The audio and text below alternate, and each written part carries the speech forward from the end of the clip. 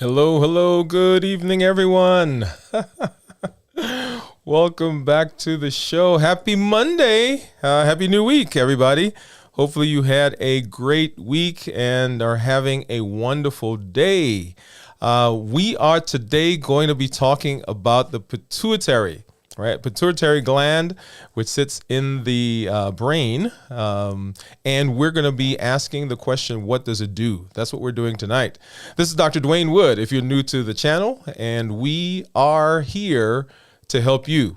I help to encourage you, to empower you, to educate you so that you can take charge of your health, avoid complications, and live a healthy, fulfilling life. Welcome, welcome, welcome. If you're new to the channel, go ahead and put new in the comments as we go through the night, and we would love to welcome you to our community, welcome you to our neighborhood. Glad that you are here. It is Black History Month, first of all, and you remember last week I said, hey, we're going to be wearing our paraphernalia. So I've got mine on, Oakwood University. So excited to rep them tonight as we move through Black History Month. If you're out there, go ahead and put in the chat what school you went to, right? It doesn't have to be HBCU, as I did, I went to, but whatever school you went to, go ahead and put that in the chat. We'd love to see where we are and who we have out there listening to us. It is also Valentine's Day. That's right. And hopefully you have done something for your honey. If you are single, hopefully you've done something for yourself. Remember that part of what we talk about is self-care. And so as we go through these holidays, make sure that you are taking care of yourself as well. Make sure you buy yourself some cards, some flowers, maybe a dinner. Reach out to a friend that you know that's also maybe single, but just take care of you, right? As we get in. We're also celebrating, that's right, this is Heart Awareness Month. And last week we did a heart Disease 101 for diabetics. So go back and take a look at that if you've not already done so. Well, let's see who's out there. I think I saw some chats coming in. Of course, Maria. Hey, Maria, how are you? Welcome. I see you out there. She said good evening to everyone. Woohoo. I love that. I love the excitement. So if you guys like the music, right, go ahead and put a thumbs up there as well. Epidemic Sound is who we are using. That is who is helping to power our show. Very good. So Maria, I see Lauren out there. She said, hello, the music always gives me vacation vibes, which is always great. I love it. I love it, Lauren. And then Maria says, same vibes with me. Lauren, I love it. And we'll come back to people are putting in where they went to school. That's right. Happy Valentine's Day to everyone. Like I said, remember to take care of yourself. We are big here on self-care, right? We did a show on the gifts that we give ourselves. That was back in the end of last year. So make sure you go back and look at that as well. If you're here, go ahead and reach out. If you have family and friends, go ahead and send this to them. Send the link. Give us a thumbs up. Invite them over to join us as we discuss a very, very important, very interesting topic. I know I always say that all the topics are my favorite, right? I know that's because I'm an endocrinologist, right? So all the endocrine topics are my favorite. But I do want to say that there are some that I have more leaning towards, and the one tonight that we're going to be talking about is one of the fascinating ones to me, and because it is one that encompasses so much. So we're going to do that here in just a little minute. If you also know, so this is my third question. So one, what school did you go to? Put that in the comments. 2, if you know someone who has an endocrine disorder, specifically an endocrine disorder that can be regulated by the pituitary. Now, that's kind of a trick question, but it also is a straightforward question because there are so many of them, and there are few that you guys, I'm sure you know. But if you know someone, go ahead and put yes in the comments. If you know someone who has a endocrine disorder that is regulated by the pituitary, we would love to see that as well. All right.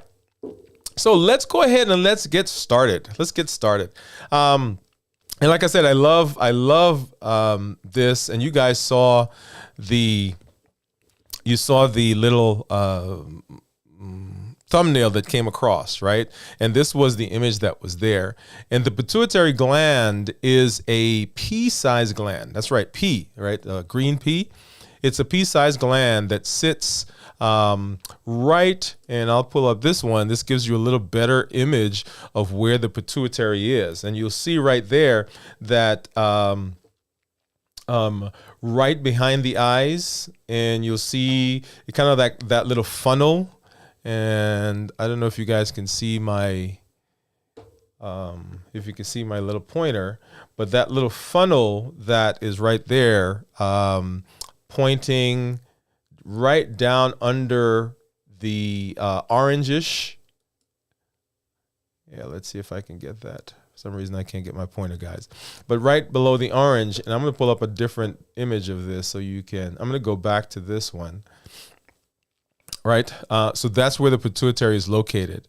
And the reason the pituitary is a fascinating gland is that the pituitary actually controls a lot of different hormones in a lot of different glands throughout the system, right? Throughout the body, right? There are endocrine glands that are throughout the system, and the pituitary does this by releasing hormones. Yeah, that's a little little animation there. By releasing hormones into the body that then go out and controls all of these different areas.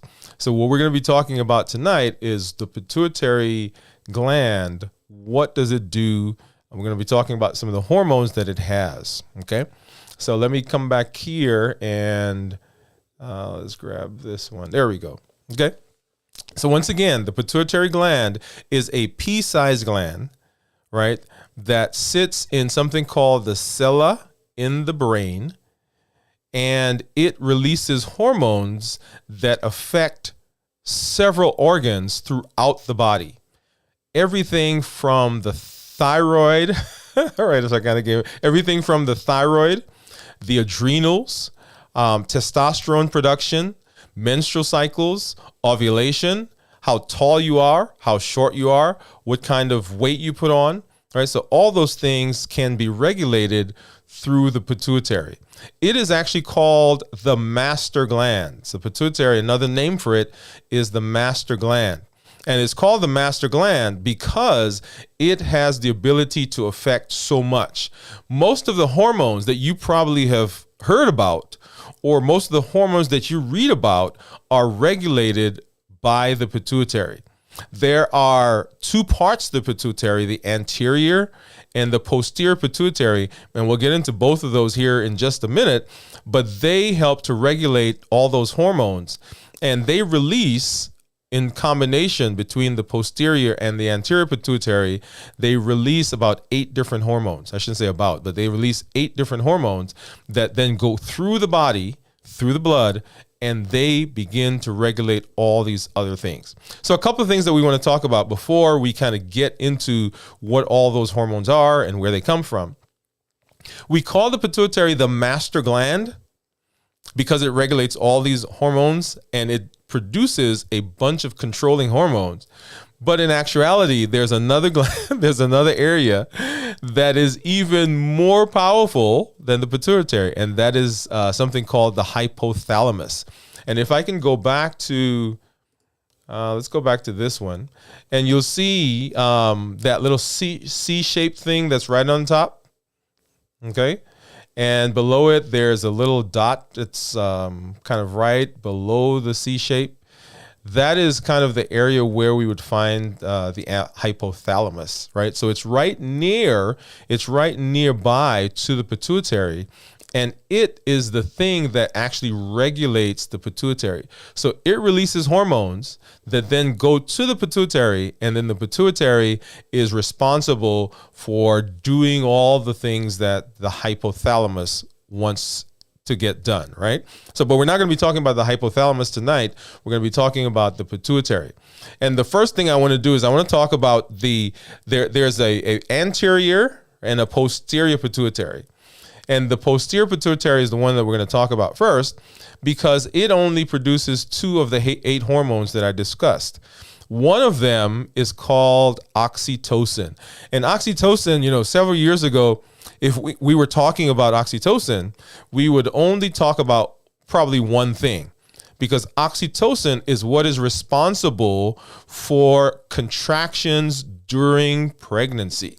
All right, so oxytocin is the hormone that helps during pregnancy, during contractions, to help to deliver the baby.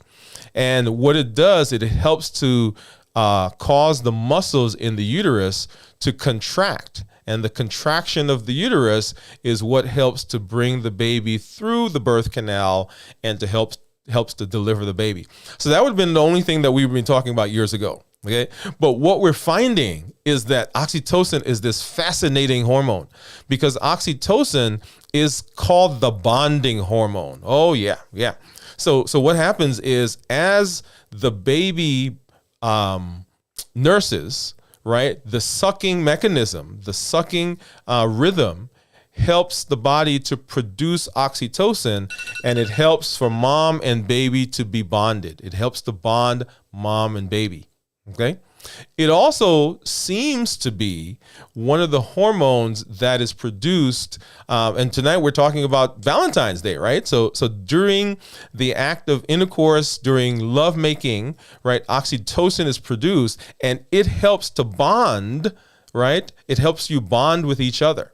There's also some suggestion and some research that shows that oxytocin, when you are making a bond with friends, right, when you are in a nice, safe place, that oxytocin begins to be released. And so the bonding that you get when you're with those friends, when you guys are hanging out, you know, you may be at the beach, you may be, I don't know, at dinner, you may be having a birthday party. So all those things seem to be associated with oxytocin. So it is a powerful, right, powerful hormone. And it's just fitting that we're talking about the pituitary tonight on Valentine's Day. Right. So oxytocin, a powerful hormone. In fact, when we are when women are pregnant and they show up and we want to help them progress in their labor, we actually give them oxytocin. And you may have heard of that as pitocin, right? So we say we pit them, right? So pitocin is one of the things that we do. And so that's the oxytocin. The other hormone that the posterior pituitary gives off is something called antidiuretic hormone. Antidiuretic hormone. Now, first of all, let's talk about diuretic before we talk about the antidiuretic. So diuretic, everybody knows diuretics. They call it a water pill, right? So it is the pill that they give you when they want you to urinate, right? So get fluid off of you. So it is a water pill. So that's what a diuretic is. So this hormone is an anti-water pill, right? So instead of making you pee, it makes you hold on to fluid, right? So it's an anti-diuretic hormone. Now, why would you want to do that? And that's what a lot of people say, well, why would I want to hold on to fluid? Well, there are several reasons that you may want to hold on to fluid. One of the things that begins happening when someone loses a lot of fluid is that, and another name for antidiuretic hormone is something called vasopressin. Vasopressin, because what it does, it causes your vessels to compress. That's what's called a pressor, right? Causes them to compress. So if you've lost a lot of fluid for whatever reason, vomiting, bleeding, and severe dehydration. So what happens is antidiuretic hormone is released and it makes your body retain the fluid. Okay. Now, the release of vasopressin, as it's called, requires a significant loss. So just going outside, working in the yard, you're probably not going to get a lot of vasopressin or antidiuretic hormone released. But if you are significantly dehydrated, vomiting, of course, losing blood, then that stimulus is what brings vasopressin out, and it helps to retain the fluid. So those are two very powerful hormones, right? As you see, so many different things that they do, right? Because they are responsible for some significant things that go on in our lives. All right, so good. So that's the posterior pituitary. Let's see who we've got out here. Oh, okay. Let's see. We're answering some questions here. All right. So I asked you to put in the chat what school you went to. So I've got, let's go back up here. I said, Maria said, where is it? Maria, you're here. St. Louis University, Philippines. Woohoo! That's right. Let me see. I'm going to give, I think last week I couldn't get my sound. So let's see if I have some sound this week. Okay, if you guys can hear that, give me a thumbs up. Yeah. All right. And then Lauren, University of Alabama. Love it, love it, love it. I actually went to University of Alabama as well. So, all right. And Dr. Lisa James in the house at Oakwood, right? So repping right here. You see that? Yeah, so we're there. Awesome. And then Lisa says, yes, I think this is answering the question, do you know someone who has a disorder that is regulated by the pituitary? And so, yes. And Maria, hello, welcome to everyone. Awesome. All right. So that is the posterior pituitary. And we said that the pituitary is divided into two different sections. And remember, let me put this back up. This is where the pituitary is located. Okay. And if we draw a more anatomical diagram, this is what that would look like. And why we're concerned, or not concerned, why this is important is that the pituitary is responsible for touching so many different organs throughout the system, right? And it does that by releasing hormones into the bloodstream, So we've talked about the posterior. Let's go and let's tackle the anterior. Now, you may not have heard of the two hormones that I just mentioned, right? So oxytocin and ACTH/vasopressin. But I'm sure that several of you have heard of the hormones that are coming from the anterior pituitary. And if you've not heard of those hormones, you've probably heard of the hormones that they regulate, right? So let's go through, and I'm just going to list them for you, and then we'll go through and we'll talk about them. So the first one is thyroid stimulating hormone, right? We've talked about that several times here on this show. So thyroid stimulating hormone. Number two is adrenal corticotropin hormone, right? So that's for the adrenals. So we'll talk about that. The third one is follicle stimulating hormone, right? And then luteinizing hormone. We've got growth hormone. And then finally something called prolactin. And you may have heard that as well. So all of these hormones are released by the pituitary. Let's start there. They are released in the pituitary by a stimulus in the body that says, hey, you need a particular thing. So let's take thyroid for a minute. So the thyroid regulates several systems in the body in conjunction with your nervous system. And so if your body needs to generate heat, for instance, then a signal comes to the pituitary from the hypothalamus that says, hey, I am cold. And so the body produces thyroid hormone, and the thyroid hormone goes out into the system. And what begins happening? That's right. You begin to shiver, right? And by doing that, you're generating heat. Not only that, but we shunt blood away from the skin into the central part of the body. And all those things have the function of giving us heat. So that's a simple example of how a need in the body can go to generate a response from the pituitary, right? So that's an important one. Also, things like how fast your heart goes, right, can be regulated by the thyroid. And so all of those signals go into the system, into the hypothalamus. The hypothalamus responds by sending a signal to the pituitary, and the pituitary gives off a hormone. Now, notice something.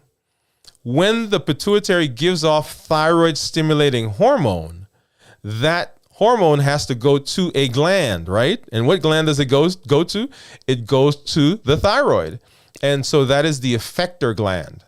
So the pituitary gives off the stimulating hormone, and the effector gland is what does the actual thing in your body, right? So for people who their thyroid has been taken out for some reason, right, or is not working, that is why we replace thyroid hormone with medication, so that those people can be able to generate the similar effects in their body, even though the thyroid may not be there or may not be working, right? Because can you imagine if you needed to shiver because you're cold and you're unable to do that, then that poses a huge issue for the body, okay? So thyroid stimulating hormone. The other hormone that we don't, like for instance, I'm a fully grown guy, man. So we don't tend to talk about growth hormone as adults, right? So we normally see that in children. So growth hormone is one that's released by the body or by the pituitary, and the growth hormone goes into the body and it helps to effect growth, so that someone who has growth hormone deficiency, they don't grow, right? So they are short stature because of growth hormone deficiency. Now, it is possible, and when we talk about the hormones, I guess let me back up for a second and say there are 3 different things that we can have when we talk about the pituitary. We can either have an underproduction, that is not enough of the hormone. We can have an overproduction, or too much of the hormone, or we can have a pituitary mass or pituitary adenoma or a lump in the pituitary that's causing some other issues, okay? So coming back to growth hormone for a minute, so we can either have too little growth hormone, short stature, or we can have too much growth hormone, and that gives us 2 different diseases. If someone is still growing, so a young person, they are still in the process of growing, and we say that their growth plates have not fused as yet. Okay, so if their growth plates have not fused as yet, then those people, if they have too much growth hormone, then they get what we call gigantism, right? So they are tall, and you've probably seen pictures in books of some of these big giant people, right? They are folks who have too much growth hormone. The other thing that can happen if someone is already grown, for instance, if I all of a sudden begin developing too much growth hormone, then I can get something called acromegaly. And acromegaly is a place where the growth hormone is there, but because the growth plates have already fused, they can't get any taller. And so the places where people begin exhibiting the symptoms or the effects of growth hormone in that case is in bones that can still change. So the bones of the jaw, so they get coarse features, right? Their hands become bigger. Their feet become bigger, right? I remember walking into the room of a new patient that came to see us, and I walked in and immediately I said to the person, "Hey, can I see your driver's license?" I mean, after some icebreakers, right? Can I see your driver's license? And if you look at the driver's license, you can tell a distinct difference between the person that was sitting in front of me and the person that was in the driver's license. Now, here's something that happens in that case. Because family members are around them and they see them all the time, it doesn't affect them. It doesn't faze them. They're like, "Oh yeah, that's how Uncle Joe looked, or that's how Aunt Sue looked," right? Because they've seen them change over time. But someone who doesn't know that person, looking at their driver's license or looking at an old picture and then looking at them, say, "Okay, something is obviously amiss here." And so we tested that patient, and it turned out that he had acromegaly. Okay. So TSH, thyroid stimulating hormone, growth hormone, for either gigantism or acromegaly, or if there's a deficiency, then that would be someone who has short stature. Okay, short stature. All right. So once again, guys, if you have questions, go ahead and put those in the comments, and go ahead and put a Q in front of that question so that we know that that's something that we need to get to, that we need to flag, and we will answer those as we get into the night. If you're new to the area, go ahead and put new in the comments also, so that we know that you are new. We'd love to welcome you to our area, to our community. And I'm going to just take a station break here for a minute. And if you have not already done so, please go ahead and subscribe to our channel. Like this video and share it with those folks in your family, your friends, your community. You can also see us on all of our social media platforms, LinkedIn, TikTok, here, of course, on YouTube, our Twitter page, and buymeacoffee.com. All of these are listed there as well. If you'd like to get more great content, more exciting content, every Monday night at 7 o'clock, we are here.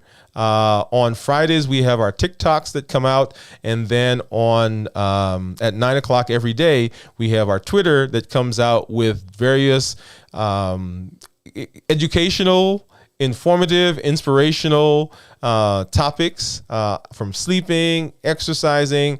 We've got recipes that are coming out there. So please be sure that you are availing yourself of that. Well, welcome back. Welcome back. So tonight we are talking about the pituitary. Right, the anterior and posterior pituitary. We've gone through the posterior, and now we're kind of walking through the anterior pituitary with its 6 different hormones. All right, so we've talked about thyroid stimulating. We've talked about growth hormone. One of the other hormones that it produces is ACTH.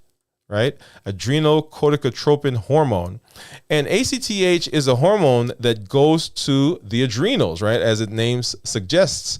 And the adrenals are a fascinating gland that sits on the top of the kidneys. You have 2 of them, one on each side, and they are responsible for things like blood pressure. The steroids that they produce are responsible for things like feelings of well-being. You'll remember, some of you, the Incredible Hulk, right? So he was gamma radiated, and anytime he got upset, then he turned into this green monster. And the idea there is that the reason, or one of the reasons that happens, is that his adrenals were affected, so that when his epinephrine came out, it was supercharged, right? So he became this, I don't know where the green color came from, but the strength and all those things happen there. Now, if you read stories, right, there's an interesting thing that you will find, that there are these stories of, some child that's playing in the street or playing in the road or about to get into some danger, and mom, right, jumps up and she gets like superhuman strength and, snatches the kid out of the street, kind of like Superman, right? Got the kid in one hand and, she's whatever the danger is. That happens because of the adrenals. The adrenals are responsible for epinephrine. It's responsible for cortisol. And all of those things occur because the adrenals are functioning well. So you can imagine if someone has an adrenal gland that's not functioning properly, instead of being the Incredible Hulk, they become, right, the wimpy kid. So instead of having good blood pressure, their blood pressure drops. The other thing that it helps also is blood sugars. So people who have adrenal insufficiency, so remember we said you can have either too much of a hormone or too little of a hormone. So adrenal insufficiency would be too little. If someone has adrenal insufficiency, then they can also have low blood sugars, right? So low blood pressure, low blood sugar, fatigue, right? So that kind of wimpy kid idea. And if they have too much, then they're on the opposite side. So high blood sugars, high blood pressure, and just kind of almost superhuman strength. So that's what the ACTH that comes from the pituitary does. 2 of the most fascinating hormones that it produces are FSH and LH. Now, right? This is a whole conversation, a whole show by itself. So follicle stimulating hormone and luteinizing hormone. So follicle stimulating hormone, right, as it says, so follicle stimulating hormone is the hormone that helps with menstruation, right? So the whole idea of ovulation, the maturity of an ovarian gland, the production of estrogen, right? So all those things are what the FSH is responsible for. And then the luteinizing hormone is the one that actually causes the menstrual cycle, right? So the FSH helps to get everything ready, and the luteinizing hormone comes in, and that's when menstruation happens for women, okay? So estrogen production, the maturation of those follicles as they go through their cycle. And then if the follicles, if those eggs are not fertilized, then a cycle happens, a menstruation happens. That is the responsibility of luteinizing hormone. So let's back up for a minute and let's talk about that. So you can see there are several places during the course of that process in a woman's cycle that can have something go wrong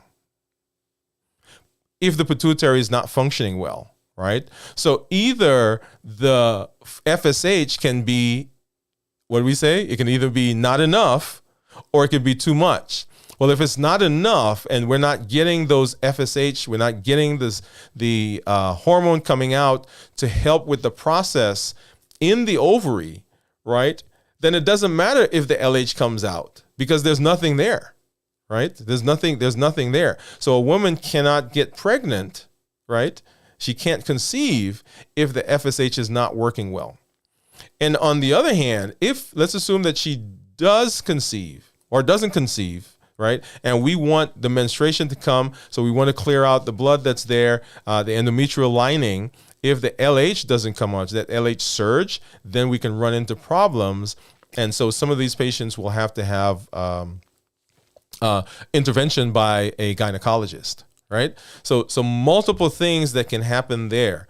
Now, FSH and LH are so important in puberty, right? Because when a young woman is growing, when she gets to puberty, these are the hormones that are responsible for guiding her into puberty with her secondary sex characteristics, the development of breast, the development of other adult features, right? So all those things occur because FSH and LH are there. And if they don't function well, then we can run into several issues. Now, FSH and LH are also important in the male, right? Now, men don't have as much FSH and LH as women, but men do, because these are the two that are responsible for sperm production, FSH, right? And for testosterone production, the LH. So if those are not functioning well, right, either a man can have decreased sperm count so that, once again, they can be infertile, or they don't have enough testosterone, and low testosterone we've seen causes lots of other issues. Okay, so we used to think that testosterone was just a sex hormone, but we're finding that testosterone does lots of different things, right? So muscle mass and just feelings of well-being, strength, right? So all of those things can be affected if we don't have enough FSH and LH. So, I mean, those hormones so important. All right, let's pause. Let's see who we've got out there.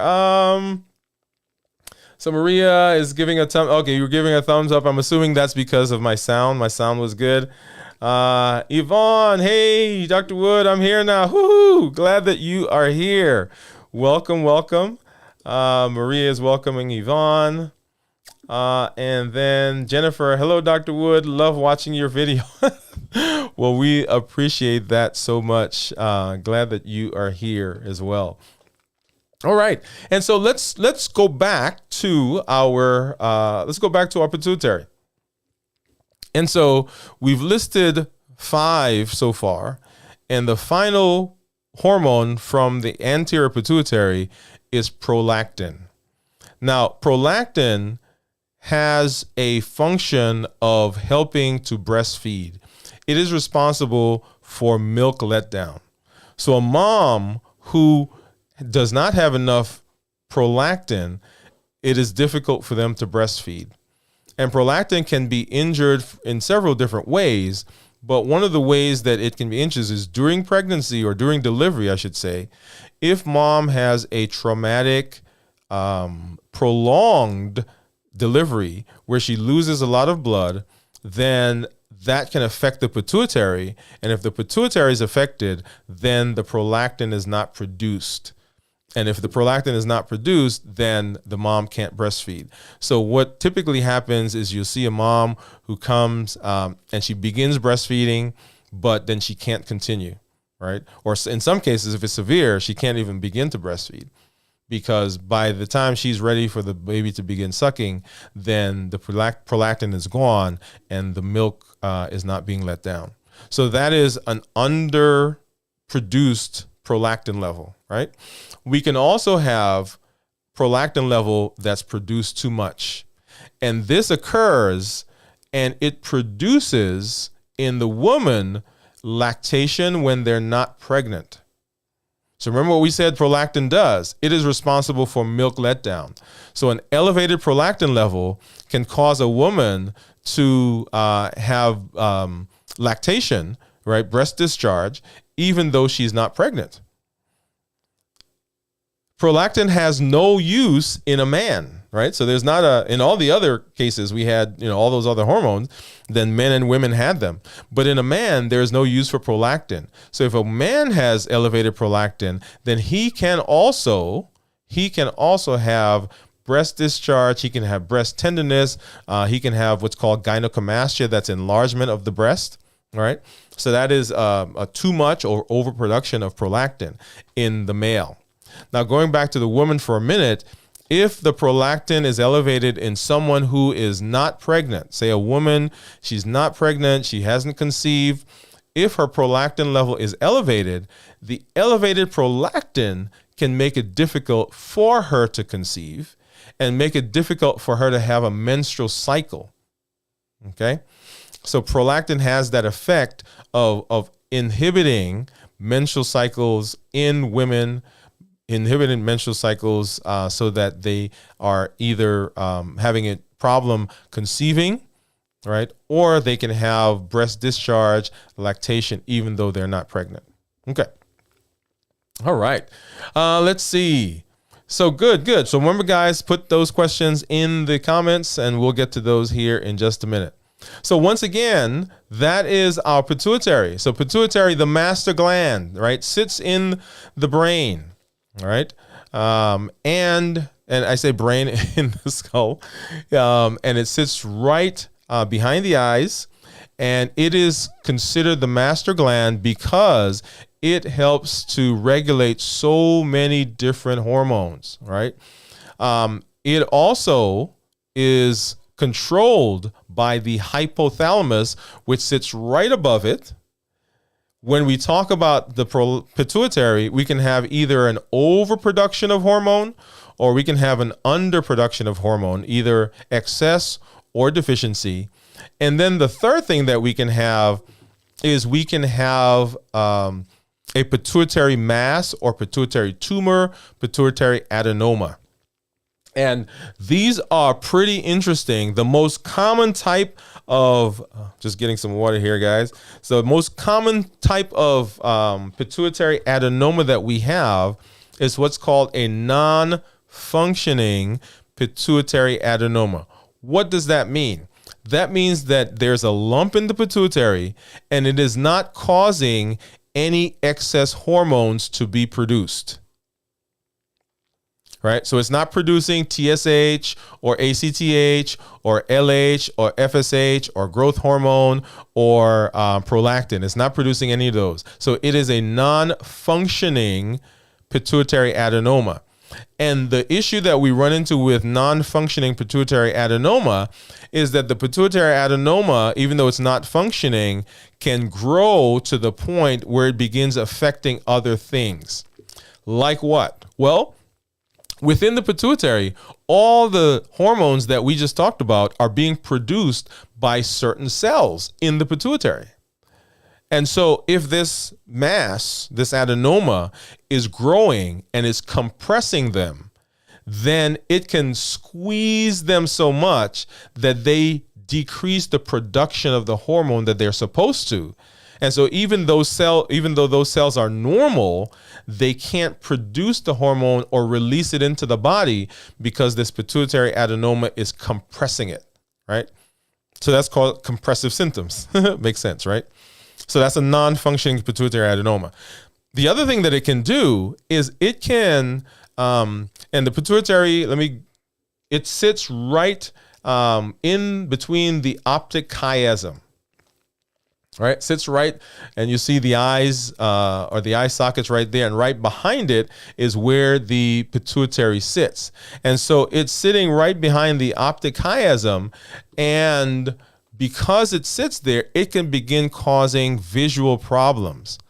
And most prominently, we talk about people who have vision problems in the periphery, right? So they're driving a car, and they're turning into the lane next to them, but they don't see the other car that's in that lane because their peripheral vision is affected.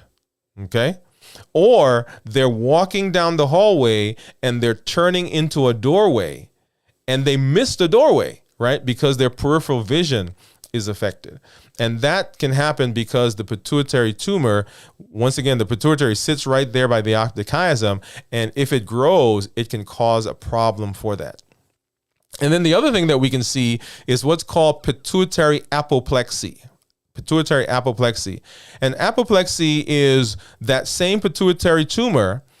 All those tissues have blood vessels that go to them. Right? So little blood vessels that are feeding the pituitary to keep it alive, because as we talked about before, you need oxygen, right? You need nutrients. You need to take away any kind of waste products.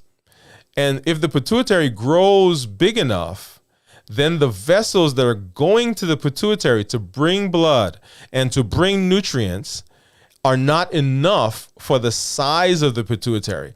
Think of this kind of like at your house, right, or your apartment, or wherever you live. You have a thermostat, you have a heating system, a HVAC, you have cooling system, right? Imagine if all of a sudden your house got much bigger, right? So what you did, you went out and you added on a room to the back of the house, or you added another floor. Well, the current system that you have would not work well because you have more space. And so you would need a bigger, right, HVAC system, bigger heating system, and so forth. The same thing with the pituitary. Because it gets so big, then the vessels that are going to it are not enough to bring the oxygen and bring the blood. And so the pituitary, that mass, begins to die. Right? And that's called pituitary apoplexy. That's where the pituitary grows big enough so that it outstrips the vessels that are supplying it, and then it begins to infarct. And that is described as a severe headache, right? Almost like, well, I shouldn't say almost, the worst headache of your life. Okay? And people can have vision problems, and that is one of the endocrine emergencies that we typically see. All right. So those are pituitary masses. So that's a non-functioning. All of the other functional pituitary masses, other than a prolactinoma, are treated by surgery. And also, of course, if the pituitary is if a non-functioning pituitary adenoma is causing other compressive symptoms, then that's surgery as well. But prolactinomas can actually be treated by medication. Yeah. So I remember going in and seeing a patient. And I think we saw him that night before we went home. So we went in, they called us in. I said, hey, this guy, we looked at him. We saw the pituitary MRI, showed the tumor. We saw the prolactin. Those were elevated. And so we started this man on medication. And when we saw him, his vision was poor. And so we started him on medication. That was, 7, 8 o'clock that night. So I come back the next morning, right, rounding to see him. And he says to me, hey, I didn't know you were a black guy. Yeah. So that quickly. So from the time I left the night before to the next morning when I came in, and we typically come in, 6, 7 o'clock in the morning to see them. So within that space of time, his vision has improved enough for him to be able to identify me, right? To be able to see me. So prolactinomas are effectively treated with medication. All right. So let's see who is out there. We said hello to Jennifer. Hello, Jennifer. Maria says, hey, Jennifer, thank you for joining us today. He said Mel is watching too. Hello, Mel. And welcome. Here's a question. I'm going to actually, Jennifer, I'm going to take that off for a sec, and I'm going to hold it for our question and answer. So Jennifer Kayabiab, excuse me, Jennifer, please forgive me if I butchered that, is watching from Canada. Oh, wow. Thank you for joining us. Thank you for joining us. And then Jennifer M has another question. I'm going to hold on to that one. Alexi has a question, so I'm going to hold on to that one. Alexi, welcome, by the way. Yeah, welcome, Alexi. Welcome to our neighborhood. And then another one for Jennifer. Okay. And Melissa. Hey, Melissa, how are you? Welcome. Glad that you can join us. Well, let's go ahead and let's grab Florence. Hello, Florence. How are you? Hi, Dr. Woode. Interesting topic. Oh, yeah, like I said, and you guys saw, right? This is the majority of the things that we do other than like diabetes. Well, let me say, so diabetes and thyroid, right? If we take those out, the majority of the other things that we do are partially regulated by this gland, right? As an endocrinologist. So I love talking about the pituitary because it is the thing that I do. So, all right. Well, let's go back and let's grab some of these questions. Okay. So let's start with, here's one from Jennifer M. So Jennifer says, how big is the pituitary gland? How big is the pituitary gland? So Jennifer, the pituitary gland is about the size of a green pea, right? The size of a green pea. And a green pea is about yay big. Okay. So that's how big the pituitary gland is. Now, I want you guys to notice something. Look at how big the pituitary is compared to the rest of us, right? I mean, I'm talking the rest of our body. And the minute amount of hormone that it produces has the ability to affect so much. I mean, that is fascinating to me. And let's go back and I'm going to talk a minute about the hypothalamus, right? So the hypothalamus controls the pituitary. It sits right above the pituitary, and they are very close to each other, okay? So the amount of hormone that the hypothalamus produces, to control the pituitary is even smaller. So, I mean, that is an amazing thing, how the body is designed, right, with so small control, right? And it doesn't take much of a hormone to make a change, right? So think of our development, right? So all of our organs, all of our glands, right? Whether we're male or female. Now, a lot of that is genetic, right? So the XY, XX, and so forth, right? But if we don't have the right hormones, then we are born without secondary sex characteristics.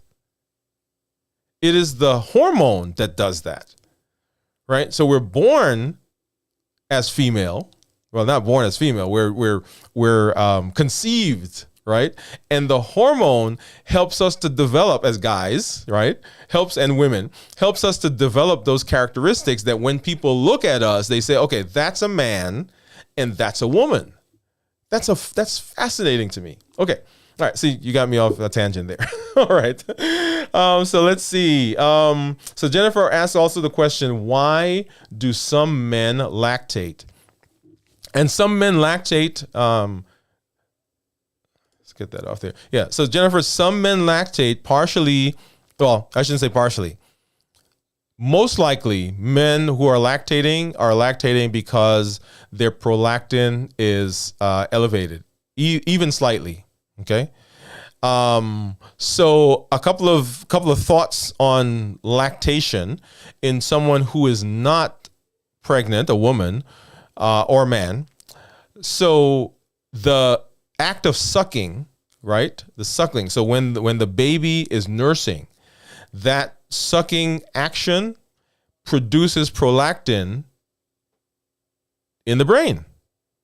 And so that prolactin then causes milk letdown. So if you are being intimate with your partner, right? And you are simulating, right, breast sucking and all of those activities, then that signal is going to the pituitary, and the pituitary can produce prolactin. And if the prolactin gets produced and it's high enough, then we can have lactation. So lots of different things that go on there in terms of the pituitary. All right, let's see. Jennifer has a couple questions here. All right, let's see. Let's go to this one. Does the pituitary gland control emotions? Ooh, nice one, Jennifer. Does the pituitary gland control emotions? And the answer is yes and no. So I'm being facetious there, but the pituitary gland, because it controls so many different hormones, right?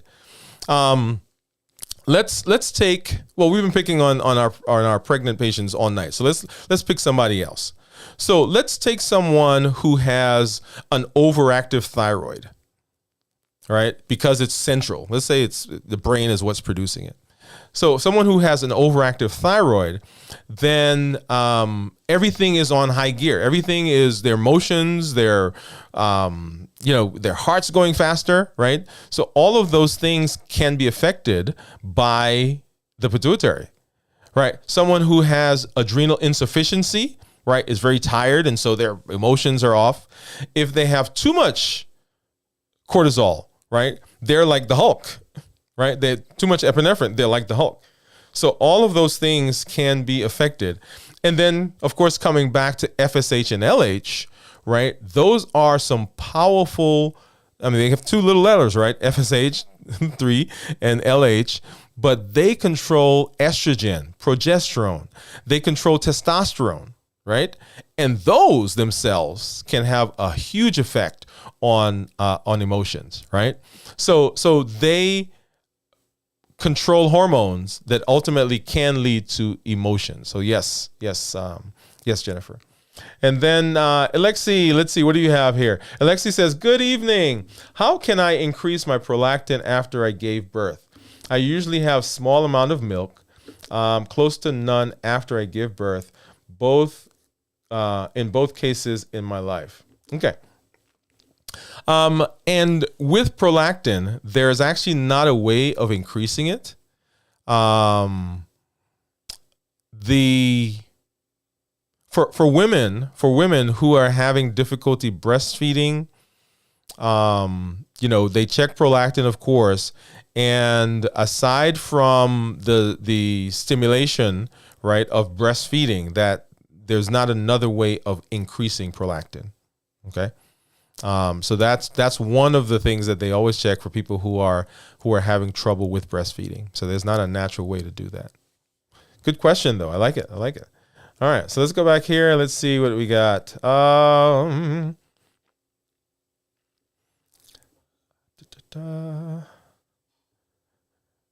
right, so let's see. So Lisa, let's see what Lisa has. Lisa says, can a pituitary adenoma change from functioning to non-functioning on its own? Ooh, that is a good question, Lisa. I like it. And the answer to that is certainly, right? Most often not, because the pituitary is made up of lots of different tissues. So all the hormones that I just described are produced by different types of tissues, right? And they're called trophic hormones, right? Somatotropin, gonadotropin. So all of those are produced by different types of cells. So most often when a pituitary adenoma, a non-functioning pituitary adenoma forms, it forms in an area of the pituitary that doesn't have one of those cells in it, right? So it's kind of like being in a house that has 5 rooms, okay? And one room is freezing, one room is hot, one room has water all over the floor, the other room is, some other crazy thing, and then there's one room that doesn't have anything at all. It's just a normal room that you go in and you hang out, okay? It's unlikely that room then becomes flooded or hot or cold, right? If everything else being equal.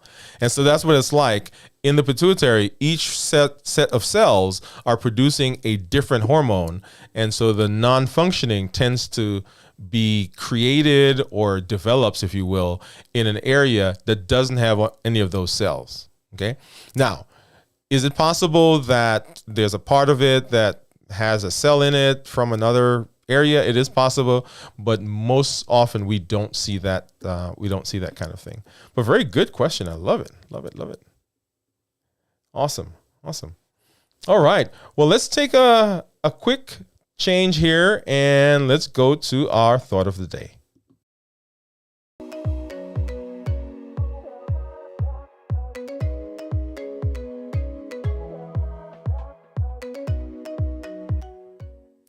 All right. So I was recently listening to, and you guys have heard me talk about her before, Brooke Castillo, right? She is my mentor. I've never met her. One of my mentors. I listened to her. And recently I was listening to something she was talking about. And the idea was this. She asked the question, how would you rate your life from a scale of 1 to 10? Scale of 1 to 10. 10 being, oh my God, this is like super, super, super. And 1 being, oh, not so great. And most people will rate it, right, 6, 7, or 8. Right? So 8, it's good, but it could be better. 7 is adequate. I don't have to do anything. 6, yeah, I'm not as great as I want, but I could do something else. And most people, as they rate that, they're very content. Right? If they're 7 or 8, yeah, I'm good. I don't have to do anything. But her question was this. What if you're only at a 2? What if you're 7 or 8 or even you're 9, right? In the scale of what is out there for you is only a 2. And you can get 10 times better than where you are right now. Woo! Right? So what else is available to us, right? Why not believe that we can do more? Why not go for more? If we've got the potential to being more, why not believe that, okay, this is only a 2 and I can do so much more in my life, in my career, in my family, right? In my society, in my community. Amazing thought. And it gives us.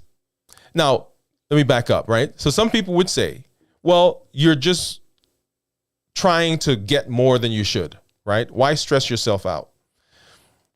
I tell you, I'm more and more starting to see that this is what I got, right? I'm looking for a better place. But while I'm here, do the best that I can for my family, for my friends, for my community. Can you imagine the changes that we would have, right? If we looked at ourselves and said, hey, I'm doing good, right? I'm at an 8, I'm at a 9, right? But I can be 10 times better than this.